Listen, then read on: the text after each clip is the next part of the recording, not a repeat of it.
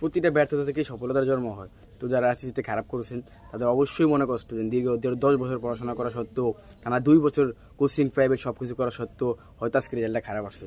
তাদের অবশ্যই দুঃখ লাগে, সেটা আমিও বুঝি। তবে এই দিন না, আরও দিন আছে।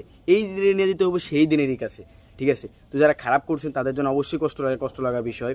তো আমি বলবো এই ব্যর্থতাকেই মানুষের সফলতার সিঁড়ি, ব্যর্থতা হচ্ছে মানুষের সফলতার মূল সিঁড়ি। আপনি হয়তো এই বছর ফেল করছেন, আপনার সামনের বছর যে আপনার মনোভাব থাকতে হবে যে আমি সামনে আর কী করে ভালো করা যায়, কীভাবে ভালো করবো। যারা জিপিএ 5 পাইছো তাদের জন্য অনেক শুভকামনা, এবং যারা পাস করছো তাদের জন্য অনেক শুভকামনা।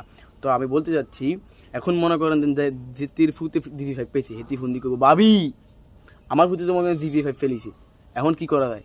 আমার ফুতে জিপি 5 ফেলেছে, আমনের ফুতের মনে করেন সারা বছর লেখাপড়া করালেন, সারা বছর কোচিং প্রাইভেট করালেন, এত আন্ডা মারি দিছে। এরকম কিছু ধরনের গাইডিয়ান থাকে তারা মনে করেন ফিন লাগায়, ফিন ওদেরকে খুব সাবধান হইতে কইতেছি আমি, খুব সাবধান হবেন আপনারা, ফিন লাগানো দেবো না। ব্যর্থতা জীবনে চলার ক্ষেত্রে ব্যর্থতা সফলতা আছেই, ঠিক আছে? হয়তো আপনি ভালো এক্সাম দিয়েছেন কিন্তু আপনার নসিবে ছিল না, কপালে ছিল না, তবে আপনি পাস করতে পারেন না। এই জন্য আপনার ছেলে পাস করেছে সেগুলো আরেকজনের গার্ডিয়ানের ছেলেকে আপনি ফিন লাগানো দেবো না। জিপিএ 5ই আপনার মূল সফলতা না, আপনার সফলতা মূল এই জিপিএ 5 না। জিপিএ 5 একটা স্টুডেন্টের কখনো ভালো মন্দ ডিজার্ভ করে না। আপনি পরীক্ষার হলে নকল গিয়েও পাস করতে পারেন, তাই বলে যে আপনি মাদ্রাসা ভালো ছিলেন না বা আপনার ভিতরে ভালো কিছু না, এটা ভুল ধারণা।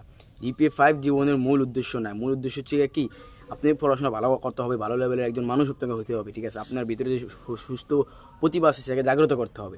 সো আমি একটা কথা বলতে চাবো, ওই সকল গাইডানের উদ্দেশ্যে আল্লাহর হস্তে যারা খারাপ করছে তাদেরকে ইন্সপিরেশন করবেন। ওই সকল প্রতিবেশীদেরকে আমি কিন্তু কথা বলতে চাই, যারা খারাপ করছে তাদেরকে ইন্সপিরেশন করবেন যে কীভাবে সামনে ভালো করা যায়, ঠিক আছে? সামনে জিপিএ 5 মানুষের সফলতা, মানুষের ভালো মন্দের বিচার করে না। আপনার ছেলে পাস করছে এই বিধে আপনি অন্য ছেলের নামে মনে করেন, অন্য বাবা মার কাছে তার নিন্দা করবেন, এরা আপনার থেকে আশা করবো না। আমরা আশা করি যারা খারাপ করছে তারা ভবিষ্যতে আরও ভালো কিছু করবে। আর মনে করেন দেখুন পাস করছি বাইরে ভাই, ফেসবুকের মধ্যে হ্যাঁ করে থাউন দিতে আসে না, মনে করেন ফেসবুকের মধ্যে আলহামদুলিল্লাহ ফুসলেন থাউন দিতে আসে না, আর দেখুন ফেল করছে সেগুলো তো মনে সাথে আলহামদুলিল্লাহ ফুস দিতে বললে ভাইয়া। তা কপাল খারাপ, আল্লাহ তালা আপনার কপাল হয়তো আলহামদুলিল্লাহ ফুসকে লেখে না, এর লেগে আমি দিতে পারেন না। তো সমস্যা নাই, সামনে ইনশাল্লাহ ভালো কিছু হবে। এবং মনে করেন যারা জিপিএ 5 পেয়েছো আল্লাহর হস্তে মিষ্টিকে ভাড়াই দিও ভাইয়া।